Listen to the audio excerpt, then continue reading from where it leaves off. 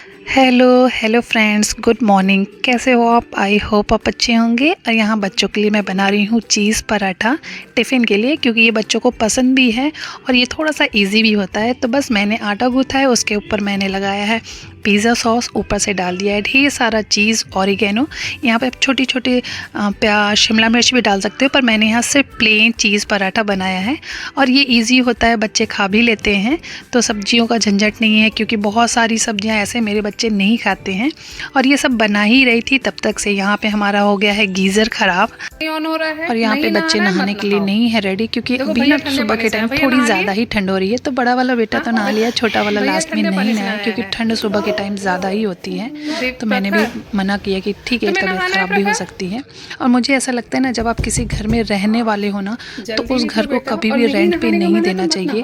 और ये घर हमारा 4 साल रेंट पे था। 1 साल तो एक फैमिली थी जिसने घर को बहुत अच्छे से मेंटेन किया, लेकिन ये 3 साल बैचलर्स थे ना, तो घर की तो पूरी बैंड बजा दिए थे।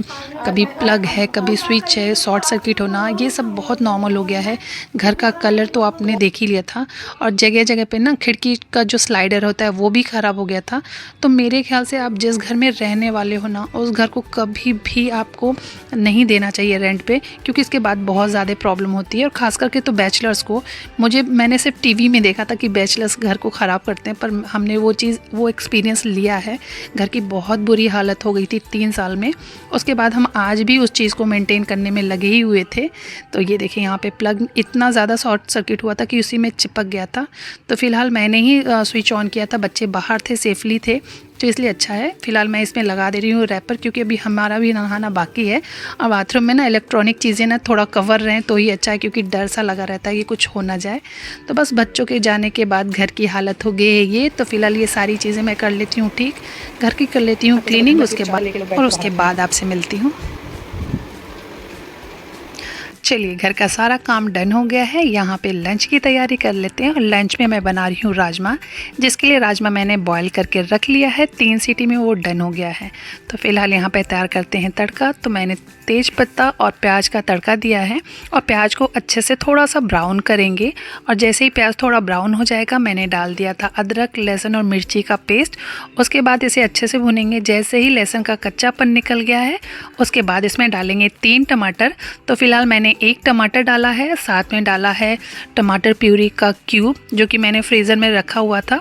काफ़ी सारा बनाया था, बस 1 बचा था, तो मैंने सोचा आज उसे भी यूज़ कर लूँ। लेकिन वो एक ही क्यूब था, तो मैंने साथ में 1 टमाटर भी काट के डाला है, और साथ में डाल दिया है नमक, क्योंकि टमाटर आसानी से गल जाएगा ईज़िली। और यही एक लास्ट क्यूब बचा है, बाकी का यूज़ हो चुका था।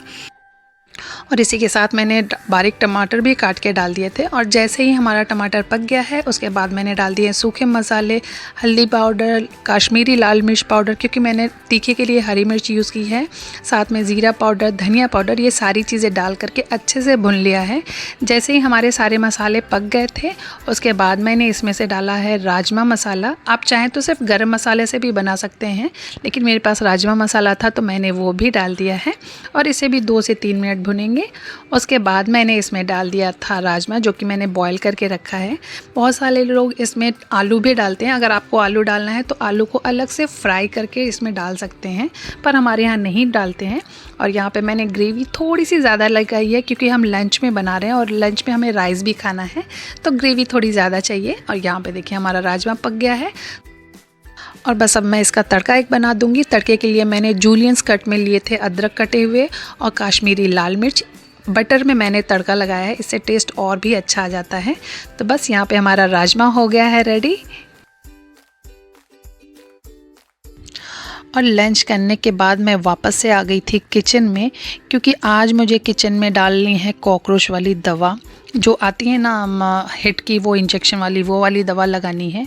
क्योंकि मुझे कल रात को अपने किचन में 2-3 कॉकरोच दिखे थे, और मुझे कॉकरोच से ना थोड़ी सी ज़्यादा ही वो अजीब सी फीलिंग आती है। मुझे ऐसा फील होता है कि जैसे वो पूरी रात पूरे बर्तन में चले होंगे। तो मुझे 1-2 भी कॉकरोच दिखता है तो मेरे लिए वो नहीं चल पाता है। तो मैंने सोचा है कि मैं अभी ये सारे बर्तन निकाल करके वापस से कॉकरोच की दवा लगाऊंगी। मैंने दिवाली के टाइम पे साफ़ करके इसमें कॉकरोच की दवा लगाई थी, लेकिन फिर भी एक दो दिख रहे थे, तो वापस से मैं लगा दूंगी। और इसी कॉकरोच की वजह से भी ना मैं अपनी किचन की ट्रॉलीज़ में बहुत ज़्यादा बर्तन नहीं रखती हूँ, क्योंकि मुझे लगता है ना बहुत ज़्यादा बर्तन होने की वजह से या सामान होने की वजह से ना कॉकरोच और भी होते हैं, क्योंकि हम उन्हें छुपने की जगह बहुत ज़्यादा रहती है। इसलिए मैं बहुत कम बर्तन भी रखती हूँ, जितने यूज़ के हैं वो रखती हूँ। बाकी के मेरे सारे बर्तन पैक करके मैंने बेड में डाल दिया है, लेकिन फिर भी कॉकरोच होते हैं। मुंबई में ये हर फ्लैट में ये प्रॉब्लम्स होती है, कॉकरोच बहुत जल्दी जल्दी हो जाते हैं। तो यहाँ पे मैंने सोचा, नीचे मुझे दिख रहे थे कॉकरोच तो मैंने नीचे लगा दिए थे। उसके साथ ही साथ मैंने सोचा ऊपर वाली ट्रॉली में भी लगाने का, लेकिन ऊपर वाली ट्रॉली मैंने खाली नहीं की थी। लेकिन उसके बाद मैंने सोचा था बिना खाली किए ही मैं लगा लूँगी, लेकिन अंदर तक मेरे हाथ नहीं जा रहे थे, तो मैंने सोचा सारे बर्तन निकाल के वापस से लगाऊंगी। और इसका जो ये स्टैंड है ना, ये बहुत मुश्किल से निकला, पता नहीं क्यों नहीं निकल रहा था। मैं जबकि भी दिवाली में सब कुछ बहुत ईजिली हो रहा था, शायद कहीं से वो अटक गया था, लेकिन निकल गया। उसके बाद मैंने सारी जगहों पे दवाइयाँ लगाई हैं। उसके बाद मैंने इन सारे बर्तनों को नहीं रखा है। इसके बाद मैंने शाम को सारे बर्तन वापस से स्टैंड में लगाए हैं, क्योंकि मुझे लग रहा था कि थोड़ी देर दवाइयाँ रहेंगी तो ठीक रहेगा।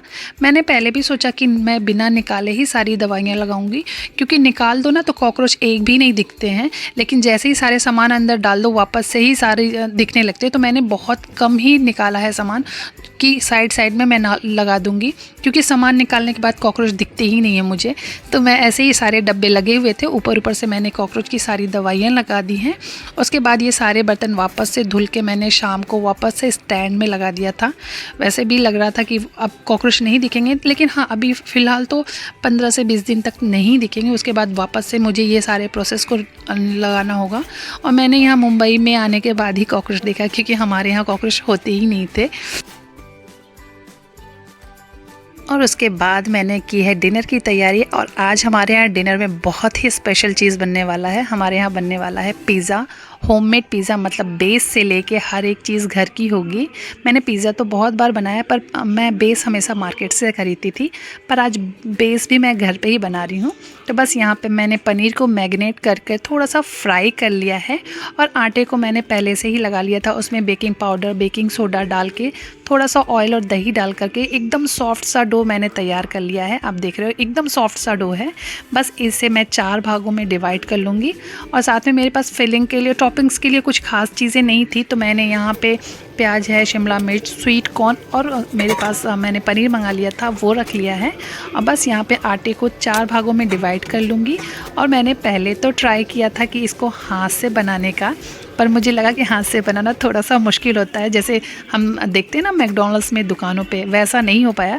तो मैंने वापस से बेलन से ही इसको थोड़ा सा थिक सा बेला है, बहुत ज़्यादा थिक नहीं था, थोड़ा सा रोटी से थोड़ा सा ज़्यादा, और जो हमारे यहाँ हमें मिलता है बाहर पिज़्ज़ा उससे थोड़ा सा कम था, क्योंकि मेरे पास अवन नहीं है और गैस पे ही पकाना था। तो मैंने बहुत ज़्यादा थिक नहीं किया था, एक मीडियम थिक था। उसके बाद मैंने ऊपर से डाल दिया है पिज़्ज़ा सॉस। इसके ऊपर सारी टॉपिंग्स डाल देंगे। लोग पहले डालते हैं चीज़ डालने के बाद उसके ऊपर टॉपिंग्स रखते हैं, पर मैं पहले टॉपिंग्स रखूँगी। पनीर है, शिमला मिर्च और प्याज और स्वीट कॉर्न, ये सारी चीज़ें। और उसके बाद मैं इसके ऊपर से डालूँगी चीज़, और चीज़ खूब सारा डाला है, तो यहाँ पे मैंने चीज़ डाल दिया है। तो बस आज हमारा डिनर यही बनने वाला है, क्योंकि हस्बैंड खाने के लिए नहीं है, हस्बैंड बाहर गए हैं, उनकी मीटिंग है, तो वो बाहर से ही डिनर करके आएंगे। तो यहाँ पे मैं रख रही हूँ अपना पहला पिज़्ज़ा, जो कि घर पे पूरा फुल होममेड पिज़्ज़ा है। और उसके बाद मैंने बनाया है दूसरा। मैंने ऊपर से टॉवल से इसे कवर किया है, क्योंकि जो इसकी लिड है ना, लिड में एक छोटा सा होल होता है कि वहाँ से गैस निकलती रहे, तो मैंने वो भी कवर कर लिया है कि अच्छे से ये पक जाए, क्योंकि मैदा है ना, मुझे थोड़ा सा इसके पकने का टेंशन हो रहा था। तो बस आज हस्बैंड खाने के लिए नहीं थे और बच्चों की डिमांड थी पिज़्ज़ा की, तो आज मैंने होममेड पिज़्ज़ा बनाया। और टेस्ट तो बहुत ही अच्छा था। लुकिंग वाइज मुझे नहीं मालूम बहुत अच्छा है या नहीं है, पर टेस्ट वाइज ये बहुत टेस्टी था। मुझे यकीन नहीं हो रहा है कि मैंने घर पे ही पूरा पिज़्ज़ा बनाया है, और बहुत सिंपल, बहुत ईजी और पॉकेट फ्रेंडली था। मैंने 4 पिज़्ज़ा बनाए थे, जो कि 130 रुपये में बन गए थे, तो ये बहुत ही सस्ता भी था। तो बस यहाँ पे हमारा पिज़्ज़ा हो गया है रेडी, और आज का डिनर है रेडी। तो फ़िलहाल हम करते हैं डिनर और इस वीडियो को कर देते हैं यहीं पे एंड। आई होप आपको ये वीडियो पसंद आया होगा। पसंद आया हो तो लाइक, शेयर और सब्सक्राइब ज़रूर करिए। तब तक के लिए बाय। और इसका बेस नीचे से भी थोड़ा सा क्रिस्पी हो गया है, तो पिज़्ज़ा